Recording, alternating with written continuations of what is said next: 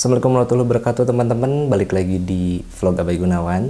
Dan sekarang saya mau ngebahas satu motor yang kemungkinan besar bakalan masuk Indonesia dan jadi idola baru di dunia motor sport new retro atau neo retro.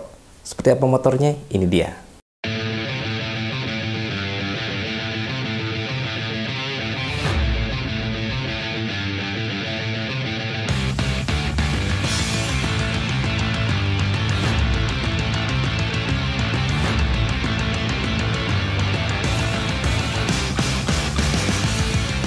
Nah ini dia teman-teman motornya, yaitu Royal Enfield Hunter 350. Wow, akhirnya Royal Enfield bikin motor baru, ngeluarin motor baru. Walaupun ini di launchingnya di Thailand beberapa waktu yang lalu teman-teman, tapi katanya bakalan masuk Indonesia secepatnya lah. Mungkin sekitar 3 atau 6 bulan ke depan bakal masuk Indonesia. Yes, Royal Enfield memang terkenal dengan motor-motor klasiknya teman-teman, kayak klasik 350 ya.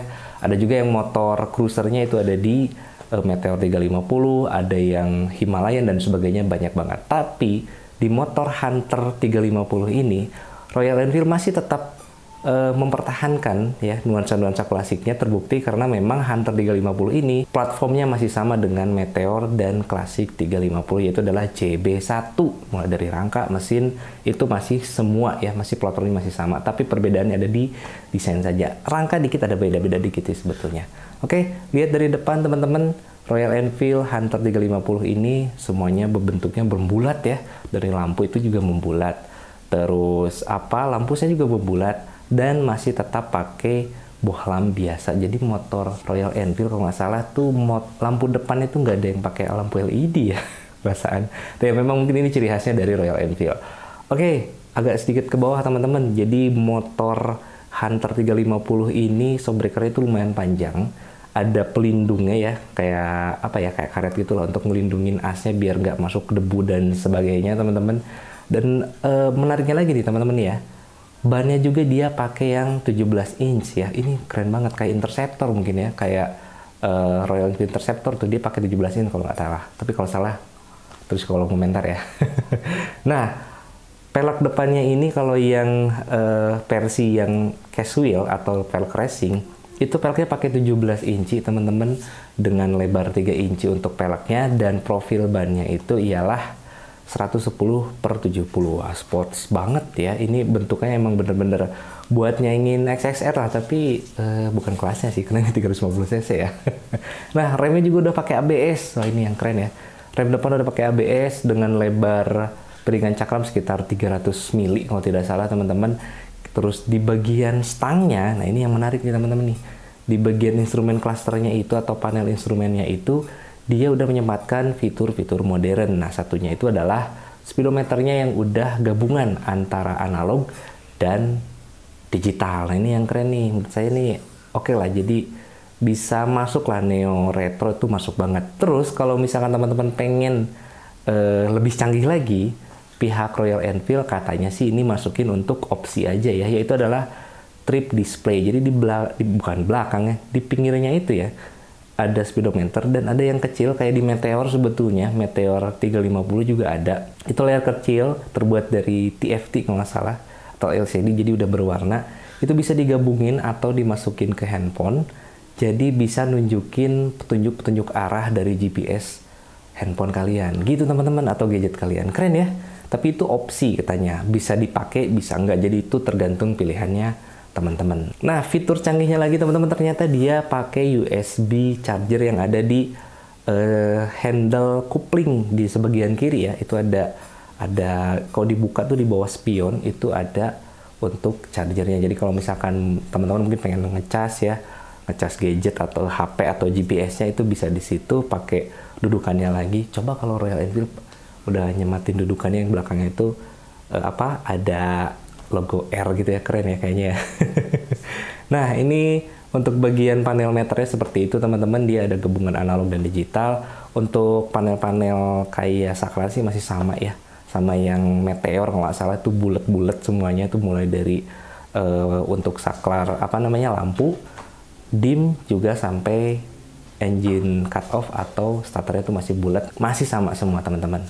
Nah, Ini yang perbedaannya dari platform yang sebelumnya, platform yang sama tapi beda dengan motor sebelumnya itu adalah dari kemiringan rack-nya teman-teman. Jadi kemiringan rack-nya itu, ini rack-nya apa ya? Kayak segitiga lah. Nah kalau yang Hunter ini agak lebih tegak teman-teman. Itu disinyalir, bukan disinyalir, udah kayak kriminal ya. Itu katanya pihak Royal Enfield bilang bisa membuat motor ini lebih enak handle-nya dan lebih lincah.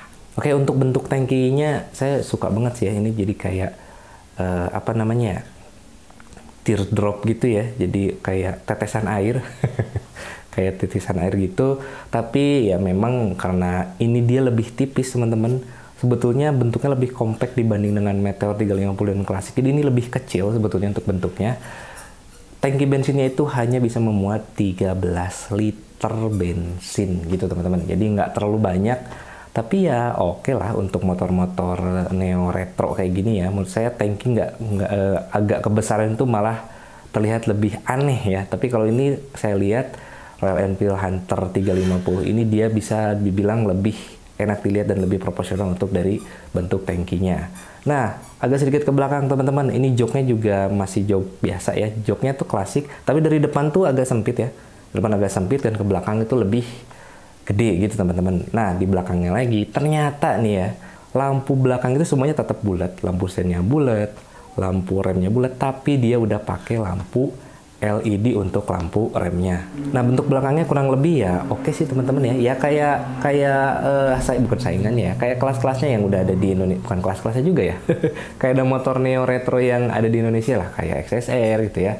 Kalau dibandingin dengan W175 itu agak sedikit beda karena W175 dia kayaknya lebih klasik banget gitu ya.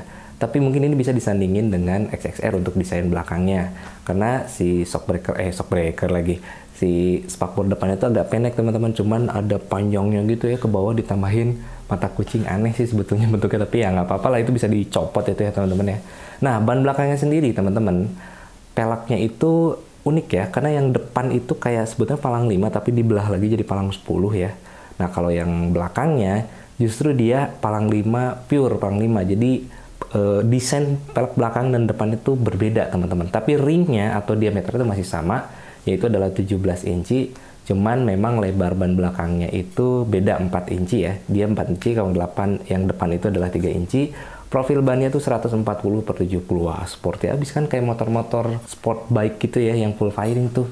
Bannya tuh sama ya, belakang 140/70, yang depan 110/70. Untuk remnya masih sama ya, remnya sama yang depan sama, pakai cakram dan sudah pakai ABS. Jadi ini dual channel ABS. Mantep nih, dual channel ABS, keren ya.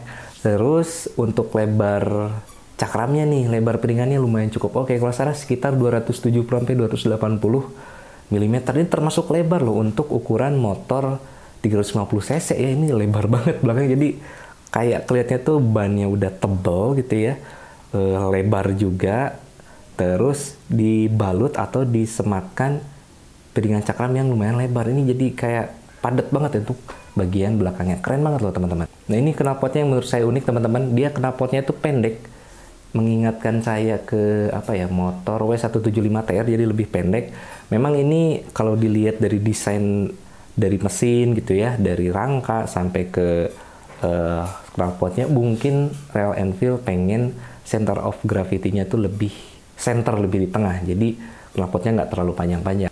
Nah untuk mesinnya teman-teman, mesinnya itu adalah 349 cc, 1 silinder tapi stroke-nya panjang ya. Terus dia juga udah injeksi 4 tak.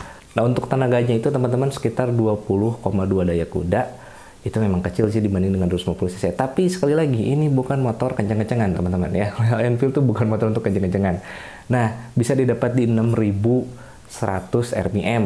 Nah untuk torsinya sendiri teman-teman itu ada di 27 Nm yang bisa didapat di RPM rendah, yaitu di RPM 4000. Nah makanya karakter mesinnya itu dia lebih ngehentak di bagian bawah sampai bagian atas. Jadi dari bawah sampai atas itu tenaga dan torsinya itu dapat banget teman-teman. Beberapa reviewer katanya sih dari awal tuh ngejambak banget teman-teman, tapi pas ke atas agak sedikit flat ya. Itu memang karakter motor, stroke-nya yang panjang, terus torsinya yang gede seperti itu teman-teman.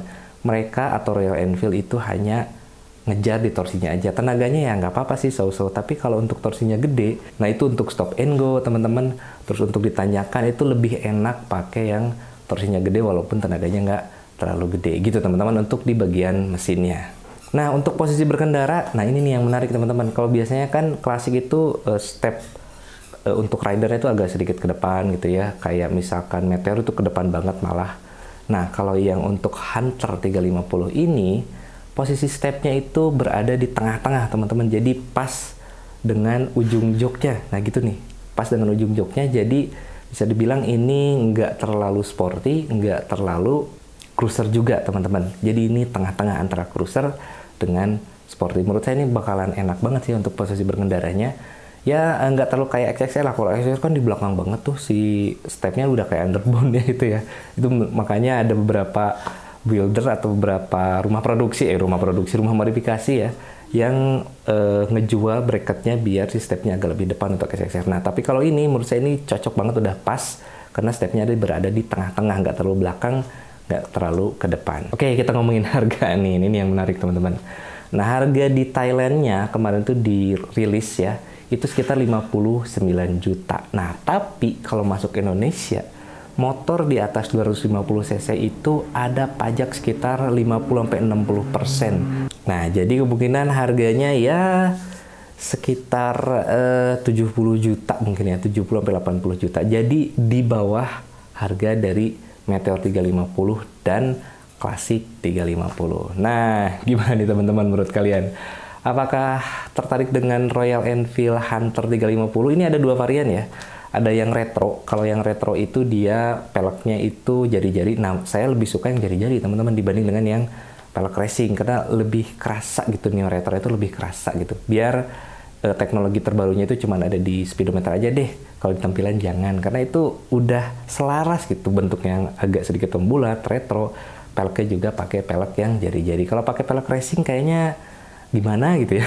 Itu selera saya sih. Kalau selera teman-teman mungkin berbeda. Oke teman-teman, gitu aja nih untuk obrolan hari ini. Ngobrolin tentang Royal Enfield Hunter 350. Semoga cepat masuk ke Indonesia dan dapat ada unit testnya. Nanti saya bisa ngetes motor Royal Enfield Hunter 350 ini. Semoga ya, semoga. Balik kalau bisa masuk Bandung, karena saya ada di Bandung. Kalau ke Jakarta agak kejauhan ya. Agak sedikit gimana gitu kalau ke Jakarta, karena jauh. Oke teman-teman, gitu aja untuk video kali ini. Terima kasih telah menonton. Jangan lupa like, subscribe, dan share video ini ke seluruh alam semesta, ke seluruh universe, biar semua universe nonton channel ini. Terima kasih dan sampai jumpa di video berikutnya.